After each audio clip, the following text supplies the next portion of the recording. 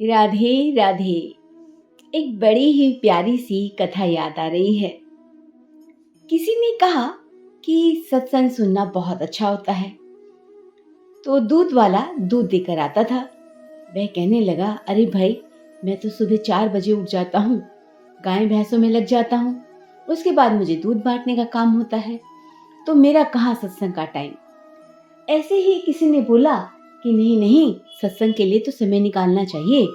तो उसने इग्नोर कर दिया। एक बार वह किसी के यहाँ दूध देने गया तो उसने काफी देर उसको बाहर खड़ा रखा, क्योंकि अंदर सत्संग चल रहा था। तो सत्संग की कुछ आवाजें उसे भी सुनाई पड़ी कि ओहो, सत्संग ऐसा होता है। उसने सत्संग में सुना कि आप अपने जीवन में कोई एक नियम बांध लीजिए, चाहे वो नियम कुछ भी हो। यानी वह नियम जब तक आप पूरा नहीं करेंगे तब तक आप कुछ भी खाए पिए ना, बस। उसने कहा, अरे वाह, ये तो बहुत अच्छी बात है। मैं कोई ना कोई नियम अपने जीवन में धारण कर लूंगा और मेरे जीवन का उद्धार हो जाएगा। तो उसने सत्संग में जब यह बात सुनी तो उसी समय उसने दृढ़ निश्चय किया कि कल जब मैं सुबह उठूंगा तो सबसे पहले मैं ऐसे व्यक्ति के दर्शन करूंगा जो बहुत ही पवित्र हो, बहुत ही अच्छा हो, बहुत मेहनती हो, और उसके बाद ही मैं कुछ खाऊं पीऊंगा। अब उसने अपने चारों तरफ निगाह दौड़ाई, उसे कोई भी व्यक्ति ऐसा नजर नहीं आया, परंतु उसके घर के ठीक सामने एक कुम्हार रहा करता था। और वह कुम्हार सुबह उठता, भगवान को जल का लोटा चढ़ाता, उसके बाद वह अपने चाक के बर्तन बनाता, और फिर पूरा दिन वह कहीं कुत्तों को रोटी डाल के आता, कहीं बैल को पेड़ा बना के खिला के आता, कहीं चींटियों को दाना डालता, कहीं चिड़ियों को दाना डालता। उसका पूरे दिन का क्रम यही था। कई बार तो अगर वह यहाँ नहीं मिलते थे जानवर, तो वह साइकिल पर ही सारा सामान ले जाता था। कभी भी उसको किसी से लड़ते झगड़ते या ऊंचा बोल बोलते नहीं सुना। उसने सोचा कि इससे भला तो आदमी मुझे कोई पूरे गांव में दिख नहीं रहा है और मेरे घर के ठीक सामने है। बड़े आराम से खिड़की खोलूंगा और इसके सुबह दर्शन कर लूंगा और खा पी लूंगा, देखी जाएगी जो होगा। ऐसा उसने अपने निश्चय किया। करते करते काफी समय बीत गया, लेकिन कहा ना कि जब आप कोई व्रत धारण करते हैं तो कोई ना कोई अड़चन तो आती है आपको उस व्रत से डिगाने के लिए। व्रत की महिमा बिल्कुल सत्य है। आपको याद होगा कि गांधारी ने कोई व्रत पूजा पाठ नहीं किए थे, सिर्फ आंखों पर पट्टी बांधी थी। यानी अपने पति के साथ उसने यह व्रत लिया कि जब मेरे पति नहीं देख सकते तो मैं भी नहीं देखूंगी। तो आपको अच्छा सा लगेगा यह जानकर कि जब उसने प्रथम बार अपनी पट्टी आंखों से खोली तो दुर्योधन का पूरा शरीर व्रज का हो गया था, जहां जहां खुला अंग था। यानी इस कथा में बिल्कुल सारता है कि अगर हम कोई व्रत धारण करते हैं, सूर्य को जल चढ़ाना या चींटियों को आप आटा डालना या पक्षियों को दाना डालना, बहुत सारी चीज़ें ऐसी हैं जो व्रत धारण करते हैं तो कोई ना कोई शक्ति अवश्य ही प्राप्त होती है बिना मांगे। तो वह व्यक्ति जैसे खिड़की खोल के देखने लगा कि भाई कुम्हार के दर्शन हो जाएं, तो कुम्हार तो गायब, कुम्हार तो मिला ही नहीं। उस दिन कुम्हार की कुछ तबीयत ढीली थी और वह जंगल की ओर मिट्टी खोदने गया था, बर्तन जो बनाने थे। त्योहारी सीजन था, दिवाली पे सभी को बर्तन और दिए चाहिए होते हैं, इसीलिए वह मिट्टी खोदने जंगल की ओर चला गया। तभी उसने उनके बहू बेटे से पूछा कि भाई कहाँ गए तुम्हारे ससुर। कह रहे, अरे वो तो जंगल की ओर मिट्टी लेने के लिए गए हैं। उधर जब वह मिट्टी खोद रहा था कुम्हार, तो उसे अचानक टन्स की कोई आवाज आई। उसने देखा, अरे ये तो कोई घड़ा है। उसने और जोर जोर से मिट्टी खोदना शुरू कर दिया। उसको से भरा हुआ था। तभी उसे पीछे से आवाज आई, अरे देख लिया देख लिया। कुम्हार समझ गया कि दूध वाले ने मुझे सोने के घड़े के साथ देख लिया, और कुम्हार भी सोने का घड़ा लेकर खड़ा हो गया। आओ भाई आओ, तुम्हारा ही इंतजार था, और कैसे हो? चलो अब देख लिया है तो मेरी एक बात ध्यान से सुनो। वह अभी इस बात को कह ही रहा था, दूध वाला बोला, कौन सी बात? और ये क्या लिए खड़े हो घड़ा सा हाथ में? अरे यह तो सोने का लग रहा है, सोने के सिक्कों से भरा हुआ घड़ा। कुम्हार ने कहा, अरे शांत हो जाओ, इतनी जोर से मत बोलो। देखो, जब तुमने देख ही लिया है तो ऐसा करते हैं, आधा आधा कर लेते हैं। दूध वाला सकपका गया कि ये क्या कह रहा है, और मैंने तो कुम्हार को देखा था, सोने के घड़े की तो कोई बात ही नहीं हुई थी। अब वह दूध वाला अच्छे से समझ गया कि राम नाम की माला जो मैंने जपी, राधा राधा जो मैंने जाप किया, सत्संग का एक नियम अपनाया तो मेरी झोली भर गई। वाह! वह मन ही मन प्रणाम करने लगा।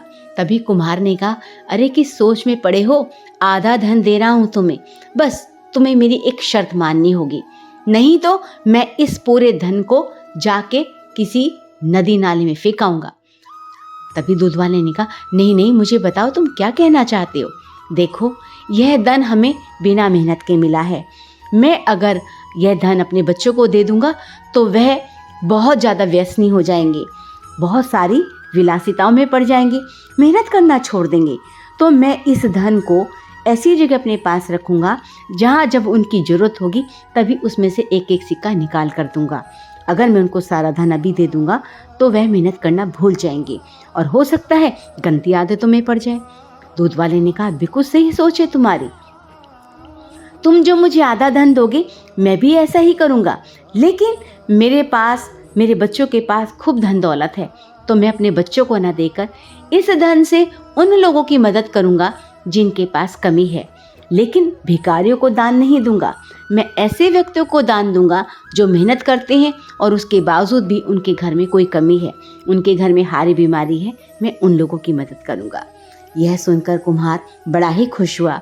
उसने कहा, भगवान ने शायद हमारी मदद के लिए इस धन को दिया है। तुम दीन दुखियों की सेवा करना और मेरे घर में तो 2 वक्त की रोटी ठीक ठाक चल जाती है, लेकिन बच्चों का भविष्य भी देखना है, तो मुझे तो यह धन अपने बच्चों पर ही खर्च करना होगा। कोई बात नहीं, लेकिन हाँ, जब भी कोई ज़रूरतमंद भी होगा तो मैं वहाँ भी इस धन को दूंगा।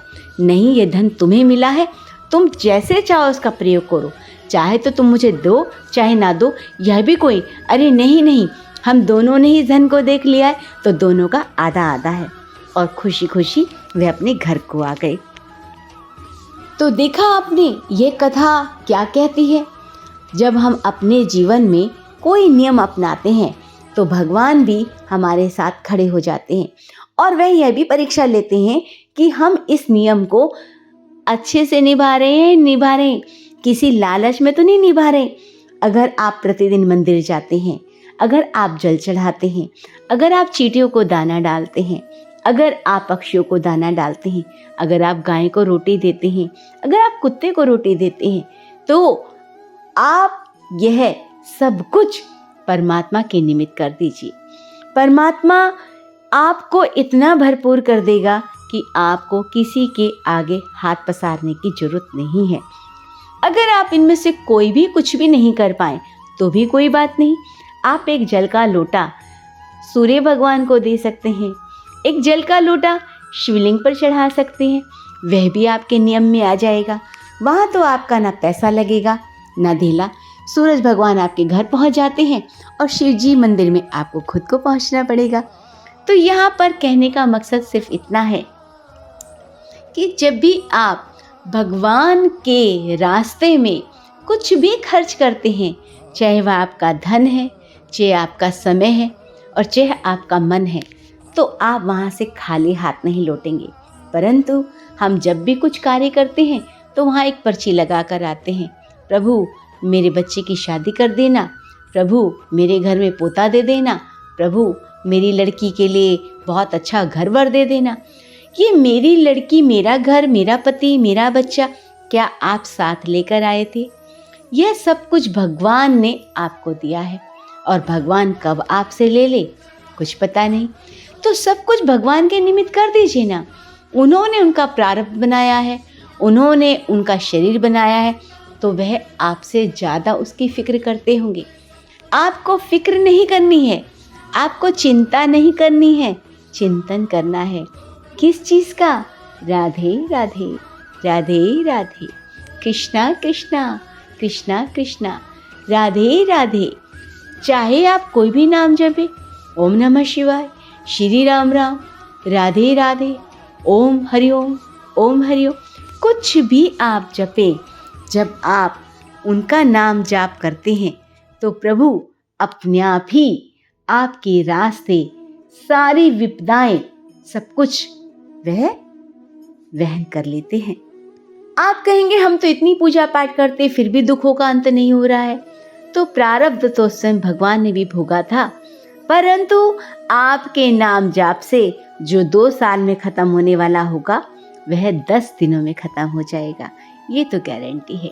तो बोलिए इसी बात पे राधे राधे, राधे राधे।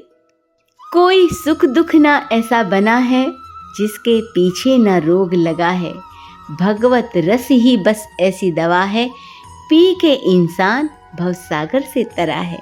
राधे राधे।